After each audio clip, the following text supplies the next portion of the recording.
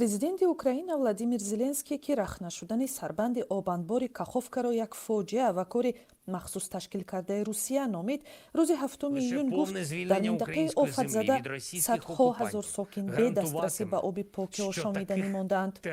Русия баръакс масъулияти ин ҳодисаро ба дӯши Украина гузошт. Антонио Гутерреш дар берекули созмони милал хароб кардани обанборро фалокати бузурги башарӣ, иқтисодӣ ва экологӣ номид, аммо ба таври мустақим аз муттаҳам кардани Русия худдорӣ варзид. садди обанбори Каховска яке аз 6 сад дар болои дарёи Днепр аст, аммо асоситарини онҳо ба шумор меравад. Баландиаш 30 метр ва дарозиаш беш аз 3 километр аст ва 67 сол қабл дар замони ҳукумати шӯравӣ сохта шуд. Ин сад дар таъмини оби мардуми минтақа ва ҳамчунин оби сокинони нимҷазираи Қрим ки 9 сол қабл аз тарафи Русия ишғол шуда буд, аҳамияти калон дорад.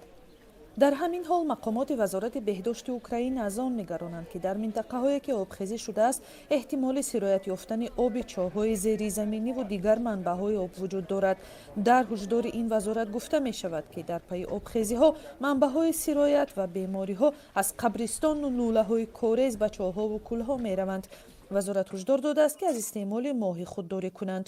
мақомоти украинӣ корҳои куч додани сокинонро ба макони амн идома дода мегӯянд эҳтимолан 42 000 сокини атрофи минтақаи фоҷиа аз обхезӣ осеб диданд. дар ҳамин ҳол Владимир Леонтьев волӣ аз ҷониби Русия таъиншуда дар Новокаховка гуфт баробар бо чорвои хонагии хоҷагиҳои маҳаллӣ дар парки табиии миллии Нижний Днепропетровский бар асари обхезиҳо ҳазорҳо ҷонварон нобуд шуданд.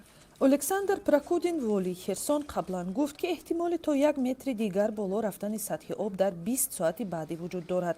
Вай афзуд, аз минтақаҳои таҳти назорати Украина дар соҳилҳои Днепр ки онҷо 1850 хона зери об мондааст, 1450 сокинро ба ҷои амн куч доданд. ӯ гуфт то соати 6 субҳ 1457 нафар аз ҷумла 1286 сокини маҳаллаи Корабел куч дода шуданд.